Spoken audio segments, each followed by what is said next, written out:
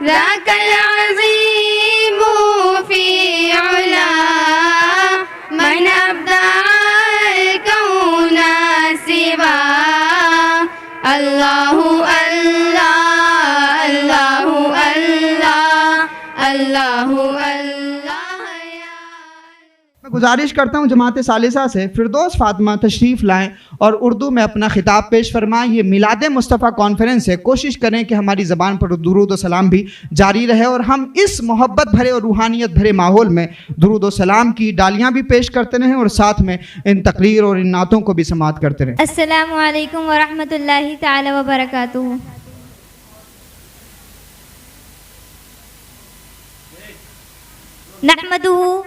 نحمده ونصلي على رسوله الكريم.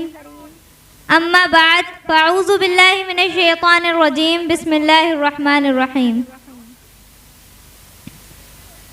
ایک بار آپ سبھی مل کر حضور پر نور رحمت عالم نور مجسم شاہ بنی آدم صلی اللہ علیہ وسلم کی بارگاہ رسالت میں درود شریف کا نذرانہ پیش کریں.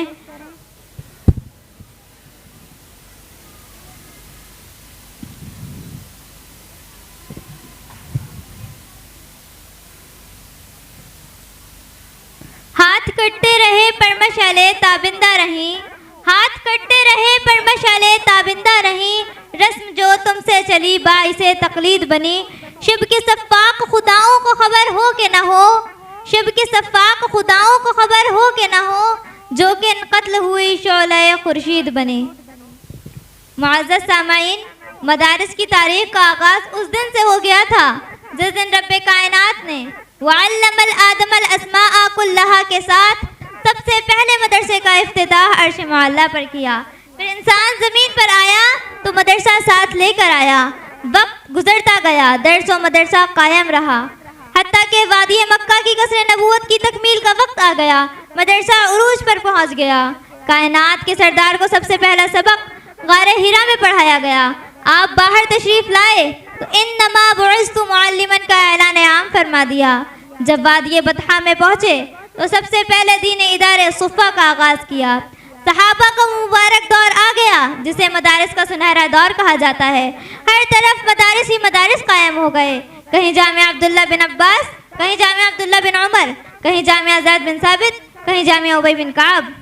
معزز سامعین، صحابہ کے دور میں ہی مدارس نے ایسے نفسیاتی، معاشی، سماعی ماہرین تیار کیے، ایسے طبیب و حکمراں و مقاضی تیار کیے، ایسے سپاہی اور جنرل تیار کیے کہ چشم فلک نے نہ ان سے بہتر سائنسداں دیکھے، نہ طبیب و حکمراں دیکھے، نہ تاجر و مزدور دیکھے، نہ سپاہی اور جنرل دیکھے کہ جن کی ثقافتوں کے سامنے دنیا کی تمام طاقتیں دنگ رہ گئیں. یہی مدارس کے علماء و فضلاء ہی تو تھے جو احد کے میدان میں اترے تو انفرادیت دکھائی، جب تاریخ کا رخ کیا تو اپنی پھرتی ثابت کی، جب دفاع قوم و وطن کی باری آئی تو قوم کا سر فخر سے بلند کر دیا، جب سائنس اور ٹیکنالوجی کے میدان میں اترے تو ایجادات کے ڈھیر لگا دیے، جب میڈیکل کے شعبے میں قدم رکھا تو صدیوں سے لا علاج مرض قابل علاج قرار پا گئے.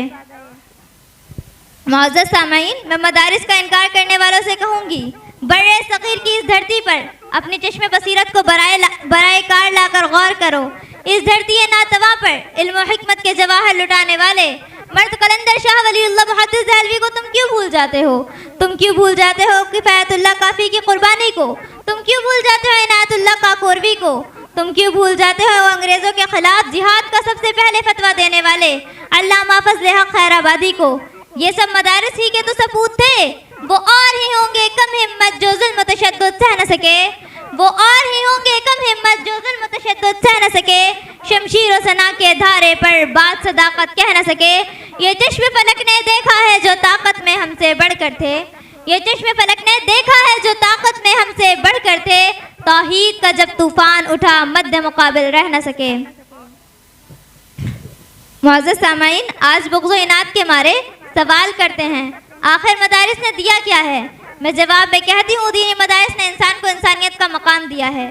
میں جواب میں کہتی ہوں دینی مدارس نے انسان کو امن و سکون فراہم کیا ہے. دینی مدارس الحکمت الضالۃ المومن کی عملی آماجہ ہے جن کے روشن کردار کا ستارہ اوج ثریا کے بلند مقام کو چھوتا نظر آتا ہے. اگر دینی مدارس کے کردار کو دیکھنا ہے تو نقشہ جہاں اٹھا کر دیکھو، جہاں آفتاب